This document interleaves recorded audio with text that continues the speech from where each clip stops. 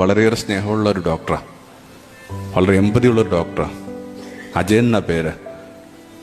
അദ്ദേഹം ഇങ്ങനെ തൃശ്ശൂർ മെഡിക്കൽ കോളേജിൽ ഇങ്ങനെ അധ്യാപകനാണ്.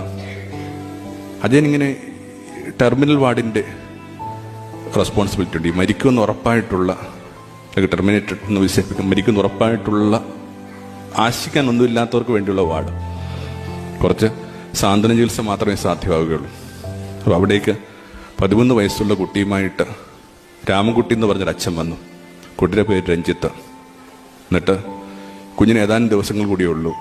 എത്ര കടുത്ത ഉറക്കഗുളിക കൊടുത്തിട്ടും കുഞ്ഞുറങ്ങണില്ല. അപ്പോൾ പുറത്ത് നിന്നുകൊണ്ട് രാമൻകുട്ടി ഇത് കാണുന്നുണ്ട്. രാമൻകുട്ടി ഡോക്ടറെ വിളിച്ചിട്ട് പറഞ്ഞു, ആ ഡോക്ടറെ, അവൻ ഉറങ്ങത്തില്ല. അവന് വയ്യാതായ കാലം തൊട്ട് അവനെ എൻ്റെ ചങ്കിലിട്ട് ഞാൻ ഉറക്കിക്കൊണ്ടിരിക്കണം. ഇപ്പം വേണമെങ്കിൽ ഞാൻ ഉറക്കി കാണിച്ചു തരാം. ഞാൻ വന്നിട്ട് ഒന്നെൻ്റെ നെഞ്ചയിലിട്ടും തട്ടിയാൽ മതി, അവൻ ഉറങ്ങും.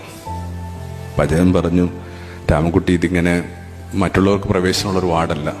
അത് നിൻ്റെ കുഞ്ഞിനും നല്ലതല്ല, വേറെയൊക്കെ ഉണ്ടല്ലോ ഇൻമേറ്റ്സ്, അവർക്കും നല്ലതല്ല, പിന്നെ നിനക്കും നല്ലതല്ല.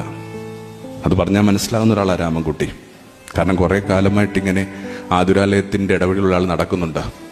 അയാൾ പറഞ്ഞു, ശരി ഡോക്ടറെ, സമ്മതിച്ചു. അങ്ങനെയെങ്കിൽ ഒരു കുഞ്ഞു കാര്യം അവനോട് പറയാവോ? എന്താണത്? അവൻ കിടക്കണ ആ കട്ടിലുണ്ടല്ലോ, ഉണ്ട്.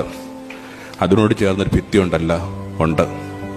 അവനോട് പറയണം, അച്ഛൻ ഭിത്തിയോട് ചേർന്ന് നിൽപ്പുണ്ട്. ഓ, പറഞ്ഞേക്കാം. വെളുപ്പിനെ 3 അജയൻ ഇങ്ങനെ ഷിഫ്റ്റൊക്കെ കഴിഞ്ഞ് പുറത്തേക്ക് വരുമ്പോൾ കണ്ടു, അപ്പോഴും നിൽപ്പുണ്ട് രാമൻകുട്ടി എന്ന് പറയുന്നൊരു അച്ഛൻ, തൻ്റെ നെഞ്ചും കൂടി ഭിത്തിയോട് ചേർത്ത് പിടിച്ച് ഇങ്ങനെ.